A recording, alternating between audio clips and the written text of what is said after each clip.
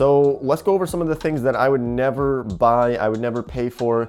This is just my opinion. You might disagree with some of these things that I don't pay money for, but if you're looking to save some money, I think these 7 things that I don't buy are definitely going to help you, give you some ideas of things that you could sort of save money on in the future. So let's just jump right into it. The first one is expensive smartphones. So this is a phone that I got last year at Walmart for literally $140. It's like a knockoff. It's an LG phone, but it literally does everything that I needed to do.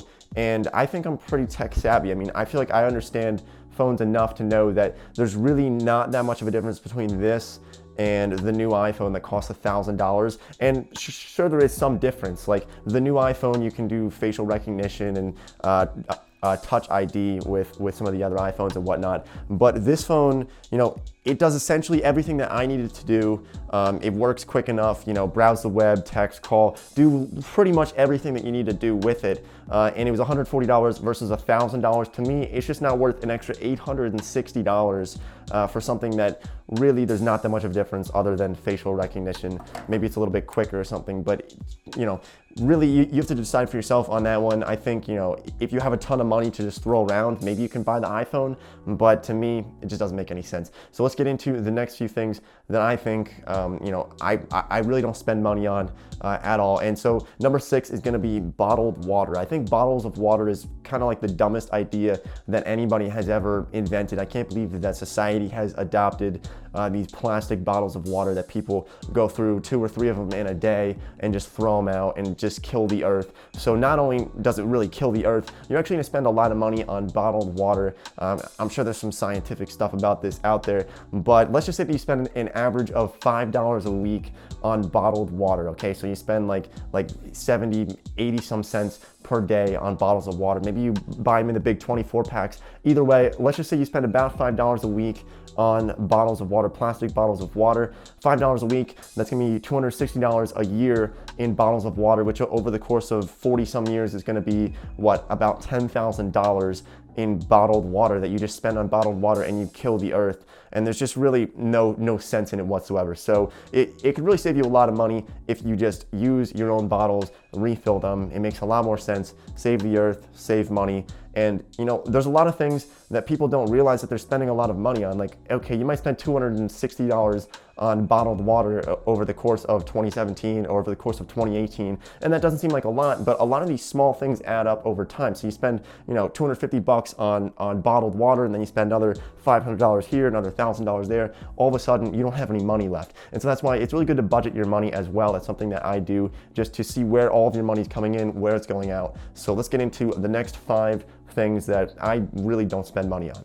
All right, so the next thing that I don't spend money on is expensive food, okay? And this seems kind of like a no-brainer, like eating out all the time, but just think about this. So say you spend $5 on a breakfast, $10 on a lunch, $15 on a dinner, just like a regular diner. Those are pretty cheap prices for eating out. That's gonna be $30 in a day. Say you get like a cappuccino or something from Starbucks, I don't know. But either way, that's gonna be like $30, $40 a day, which over the course of a year is gonna be that's gonna be close to $10,000 in a year from just eating out all the time, where you can save a ton of money by just making your own food. Like you can literally eat a full, spaghetti dinner for 75 cents, if that. And so that's what I think is really important, just eating out, being careful with that. I'm not saying you have to be like a Scrooge with that. Like if your friends and your family want to go out to a restaurant, go out to eat, don't be a Scrooge, go out with them, have a good time and enjoy some food, but also be sensible as what you're buying when you do eat out. So for example, the difference between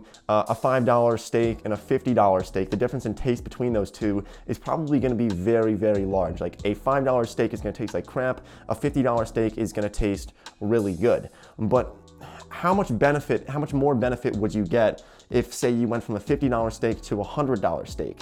Is there gonna be that much of a benefit from a $50 steak to a $100 steak? Maybe there is, but is it really gonna be worth that extra money, $50 worth? I don't think it is. Hopefully you're following me on this, sort of like the law of like diminishing returns here. So, a $500 steak, how much better is that actually gonna taste than a $100 steak. It's gonna sort of decrease in the value that it's bringing you. Hopefully that's making sense here. But let's just move on to the next few points. Like I said, you don't have to be a Scrooge with this. Just sort of be sensible with it.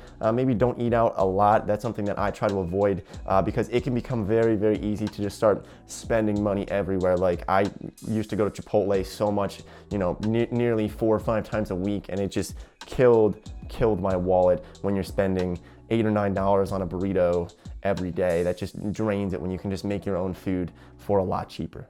So the next one is going to be something that you're going to have to decide for yourself. I'm obviously not telling you what to do. I don't want to create any, fights here, but I try to avoid anything that is addictive. So I'm primarily talking about nicotine products. So like cigarettes, for example. I know over 1 billion people in this world smoke cigarettes. So that's 1 billion out of about 7.5 billion people on this earth smoke cigarettes. So there's hundreds of millions of dollars being spent every single day, maybe even billions of dollars every single day on cigarettes. And so that's a ton of money that people spend on cigarettes. Let's just say that you spend an average of $7 a day on cigarettes. So you buy maybe a pack a day. That's like half a pack a day in New York City because it's so expensive there. But let's just say you spend $7 a day on cigarettes. Over the course of your lifetime, that's going to be so much money. And Ryan Scribner actually made a video, my friend Ryan Scribner made a video on how to become a millionaire on $5 a day. Pretty interesting video, but you could literally take that money that you spend on cigarettes and turn it into $1 million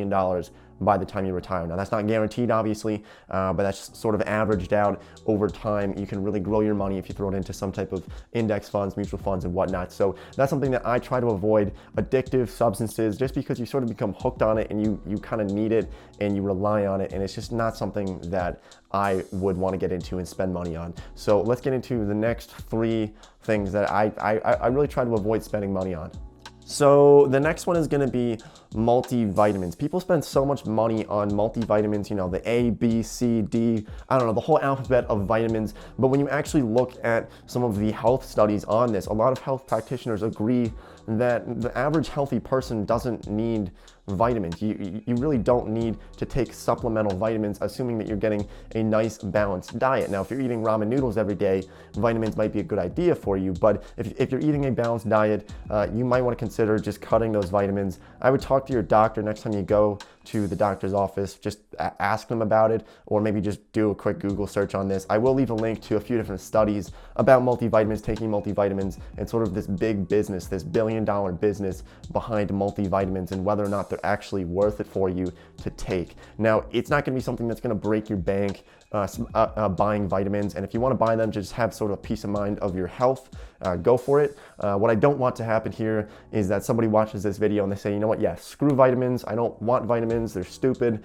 and then they stop taking them and they plop over dead because they had some rare disease or something. So just talk to your doctor. I'm obviously not a health person here, not a health practitioner. So brand clothing is another thing that I really try to avoid buying at full price. So you don't have to buy Walmart brand, Kmart brand clothing all your life. That's not what I'm saying here. What I'm saying is to just be smart with how you're buying your clothes. So for example, right now it's March, so that means that a lot of stores are sort of liquidating a lot of their winter clothes. They're trying to sell their coats, they're trying to sell all of those, winter clothes that they're trying to get rid of. And so what you can do is you can buy your clothes sort of in the off season. So for example, it's March right now, so if somebody wanted to save a lot of money and buy some nice clothes, like for example, you can buy some really cool Nike coats, some Columbia coats, all kinds of really nice coats right now in March for pretty cheap because they're selling them for 70, 80% off because they're trying to get rid of them. So you can walk into any store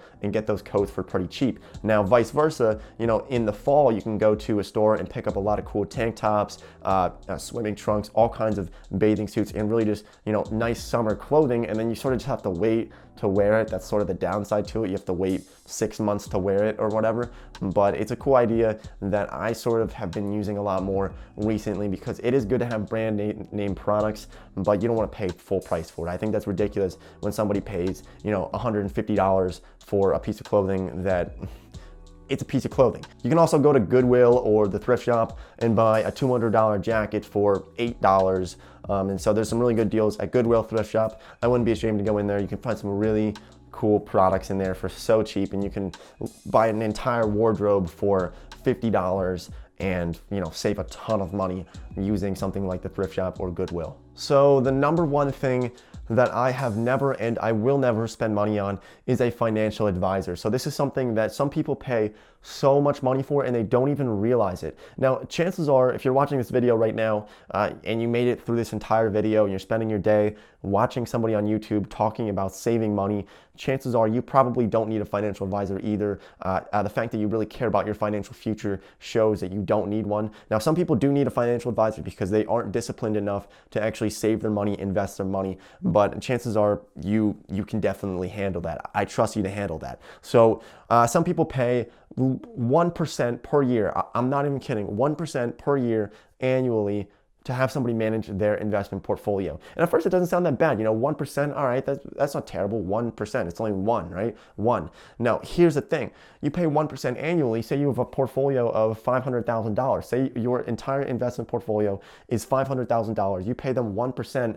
You're paying them $5,000 to manage your portfolio, and probably what they're doing, whatever your financial advisor is doing, chances are they're probably just putting it into some type of index fund or mutual fund or ETF that you could have found for yourself, and it's not that difficult to make money with this and grow your investment portfolio by yourself. Save so much money in fees. Like, I personally barely pay any fees. I use Vanguard and I pay like a 0.15% annual fee, like overall total for all of my investments. And so you can do this yourself. And I think personally, if you're spending anything more than 0.5% per year on a financial advisor, I would definitely look into doing this yourself and just cutting out your financial advisor, because really a lot of these people just, like, sure, they are smart, they know what they're talking about, but most of the time what they do is they literally just put it into index funds and mutual funds and things that you can find on your own. Like, you don't need somebody to just put this in front of you and tell you